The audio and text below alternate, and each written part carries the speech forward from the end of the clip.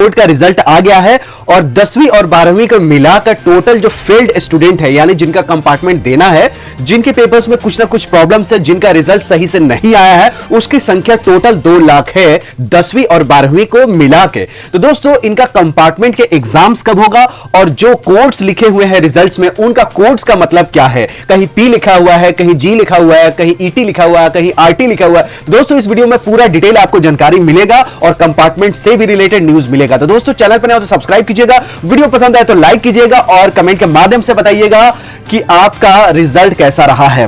तो दोस्तों ये प्रेस रिलीज हुई थी 14 जुलाई को, जिसमें लिखा हुआ था कंपार्टमेंट का जो एग्जाम्स है उसके लिए अलग सेपरेट नोटिस आएगा और ये है frequently asked questions on exams results and compartment exams. तो दोस्तों पहला क्वेश्चन है what does the term RT in the marksheet mean. अगर आपके मार्कशीट में आरटी है तो इसका मतलब क्या है। देखिए आर मतलब है रिपीट और टी मतलब थ्योरी, यानी थ्योरी में रिपीट। इसका मतलब यह होता है कि फेल्ड इन थ्योरी, क्योंकि फेल्ड की जगह रिपीट यूज कर लिया गया है। तो आरटी के मतलब आर मतलब रिपीट, इसका मतलब फेल इन थ्योरी, और आरपी मतलब failed in practical, repeat in practical. ER के मतलब है एसेंशियल रिपीट यानी फेल जो टर्म है इस साल से उसकी जगह एसेंशियल रिपीट लिया गया है। चौथे में देख लीजिए why are the result of few candidates declare as RL. RL का मतलब यह है कि कोई भी डेटा अगर मिसिंग थी उसके वजह से रिजल्ट नहीं आया था, यानी रिजल्ट लेटर। आरएल मतलब रिजल्ट लेटर, रिजल्ट बाद में आ जाएगा। बहुत सारे ऐसे कैंडिडेट्स थे जिनका डेटा पूरा नहीं होने की वजह से रिजल्ट नहीं आया था, तो उनका रिजल्ट की जगह आरएल लिख के आ रहा था, तो उनका रिजल्ट अभी आ जाएगा। यानी आप देखेंगे डेटा सुधार ली जाएगी, जो भी गलती हुई थी फिर उनका रिजल्ट आ जाएगा। इसके मतलब आरएल के मतलब ये नहीं है कि वो फेल है, आरएल का मतलब ये है कि कुछ डेटा मिसिंग है, कुछ डेटा इकट्ठा नहीं हो पाया, उसको डेटा को इकट्ठा करके रिजल्ट निकाल दिया जाएगा। पांचवा क्वेश्चन है why the marksheet of private candidate practical marks are not reflected.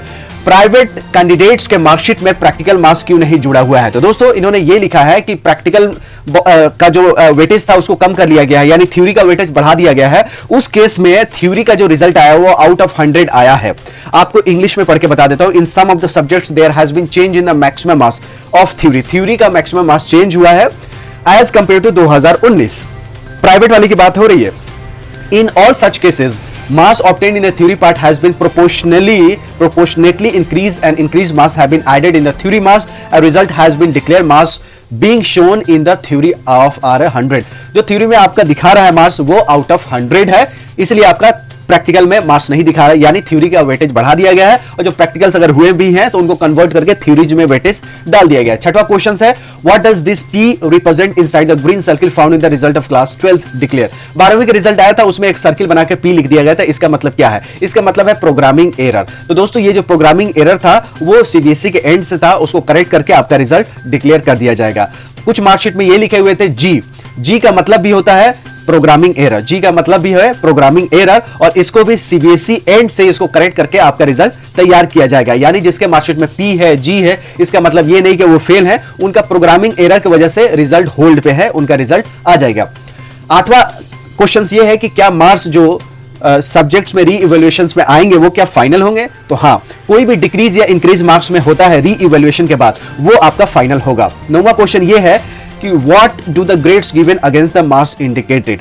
क्या आपके ग्रेड दिए हैं उसका मार्क्स का वैल्यू क्या है। तो आप अपना मार्कशीट के पीछे देखिएगा, हर ग्रेड का आपको प्रोपोर्शनलिटी मार्क्स दिया गया है, यानी ग्रेड के हिसाब से कैसे मार्क्स को कैलकुलेट करना है वो दे रखा है, अपना मार्कशीट के पीछे देखिएगा।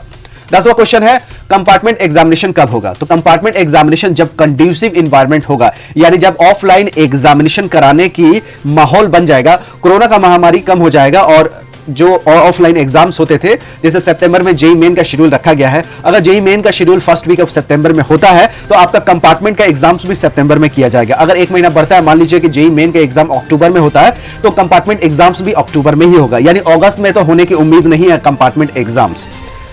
11वां क्वेश्चन है फॉर्म कब आएगा कंपार्टमेंट का। दोस्तों जब नोटिस निकाली जाएगी कि कंपार्टमेंट एग्जाम्स कराया जा रहा है उसी वक्त फॉर्म आएगा। फॉर्म अभी नहीं आएगा क्योंकि जब तक नोटिस नहीं आती कि कब कंपार्टमेंट का एग्जाम्स कराया जाएगा तभी फॉर्म को निकाला भी जाएगा। 12वां क्वेश्चन ये है कि what is the procedure if any candidates not satisfied with the marks. अगर आप अपने मार्क्स से सेटिस्फाइड नहीं है तो क्या करें। आपको पहला स्टेप में अपने मार्क्स को वेरीफाई करना पड़ेगा, इसके लिए मैं एक डिटेल वीडियो बना चुका हूं, आप इस आई बटन पर देख लीजिएगा। उसके बाद आपको अपने ईमेल पे जो आपका आंसर बुक है उसको मंगवा लीजिएगा। उसके बाद जो क्वेश्चन में आपको दिक्कत लग रही है उसको रीइवैल्यूएट करवाइएगा, यानी रीचेक करवाइएगा। ये स्टेप बाय स्टेप प्रोसीजर, अगर पहला स्टेप नहीं करेंगे तो दूसरे के लिए ऑप्शन नहीं मिलेगा। यानी अगर आपको रीचेक करवानी है तो आपको वेरिफिकेशन भी करवाना होगा और फोटोकॉपी भी मंगाना होगा। आपके ईमेल पे आ जाएगा, एक कॉपी मिल जाएगा आपके जो आंसर बुक है उसका, और उसके बाद आप क्वेश्चन देख लीजिएगा कि कौन से क्वेश्चन में मार्क्स आपको कम मिला हुआ है, उसके हिसाब से आप उस क्वेश्चन का रीइवैल्यूएट कर लेंगे। मैंने डिटेल वीडियो बना रखा है, आई बटन पे मिल जाएगा। Can the marks not be given the applying to pay, ये कोई मतलब नहीं है। मोटा मोटी बात ये है कि जो लोग टर्म्स देखना चाहते हैं वो एक बार इस वीडियो को रिपीट करके टर्म्स देख लीजिएगा। इस पीडीएफ को मैं अपने वीडियो को लिंक में डाल दूंगा, वहां पे जाके आप चेक कर सकते हैं। तो दोस्तों मुझे उम्मीद है कि आपको ये वीडियो पसंद आई होगी, तो आप इस वीडियो को लाइक कीजिएगा, चैनल पर नए हो तो सब्सक्राइब कीजिएगा। मिलते हैं अगली वीडियो में हमें ज्ञान के, फिर मिलेंगे। चलते चलते तब तक you take good care of yourself. जय हिंद, जय सीबीएसई।